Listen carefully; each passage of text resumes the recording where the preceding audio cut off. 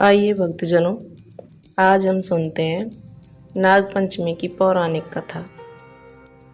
प्राचीन समय की बात है। एक सेठ जी के 7 बेटे थे और उन सभी की शादी हो चुकी थी।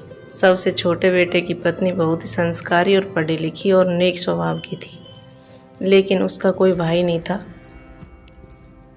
एक दिन बड़ी बहू ने घर लीपने के लिए पीली मिट्टी लाने को कहा तो सभी बहुएं डलिया और खुरपी लेकर मिट्टी खोदने लगी। तभी वहां से एक सांप निकला, जिसे बड़ी बहू खुरपी से मारने लगी। यह देखकर छोटी बहू ने उसे रोका और कहा, इसे मत मारो, यह बेचारा निर्दोष है। छोटी बहू की इस बात को सुनकर बड़ी बहू ने सांप को नहीं मारा और एक तरफ जाकर बैठ गया। तब छोटी बहू ने उससे कहा, हम अभी लौट कर आती हैं और तुम यहीं रहना, जाना मत। यह कहकर वह सभी के साथ मिट्टी लेकर घर चली गई और घर के कामों में व्यस्त होकर सांप से किया वादा भूल गई। अगले दिन उसे बात याद आई तो वह सबको साथ लेकर उसी जगह पहुंची और सांप को वहीं बैठा देखकर बोली, सर्प भैया नमस्कार। सांप ने कहा, तूने मुझे भैया कह दिया है इसलिए तुझे छोड़ रहा हूँ, वरना झूठी बात कहने वालों को मैं डस लेता। छोटी बहू बोली, भैया मुझसे गलती हो गई, मैं क्षमा मांगती हूँ। तब सांप बोला, ठीक है, आज से तू मेरी बहन और मैं तेरा भाई हुआ। तुझे जो मांगना है मांग ले। वह बोली, मेरा कोई भाई नहीं है, अच्छा हुआ जो तू मेरा भाई बन गया।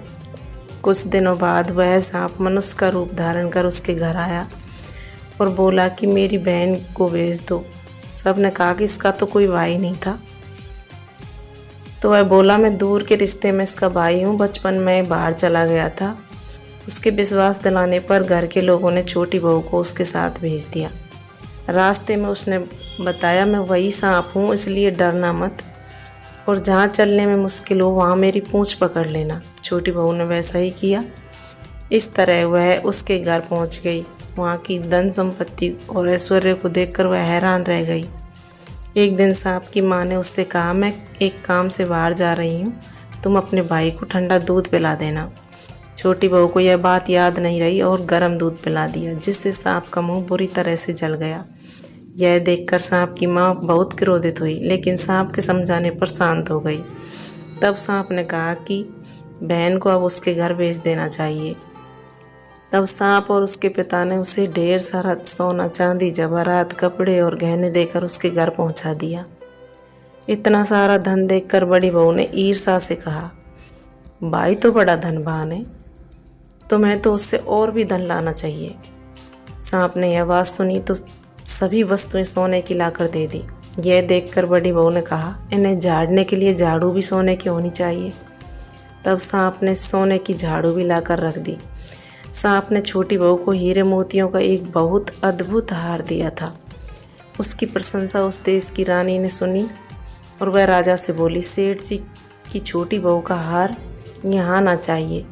राजा ने मंत्री को आदेश दिया कि वह हार उससे लेकर तुरंत हाजिर हो। मंत्री ने सेठ जी से जाकर कहा कि महारानी ने छोटी बहू का हार पहनेंगी मंगवाया है, वह उससे लेकर मुझे दे दो। सेठ जी ने डर के कारण छोटी बहू से हार मंगवा कर दे दिया। छोटी बहू को यह बात बहुत बुरी लगी। उसने अपने सर्प भाई को याद किया और आने पर प्रार्थना की, भैया रानी ने हार छीन लिया है, तुम कुछ ऐसा करो कि जब वह हार उसके गले में रहे तब तक सांप बन जाए और जब वह मुझे लौटा दे तब हीरे मोतियों की माला हो जाए।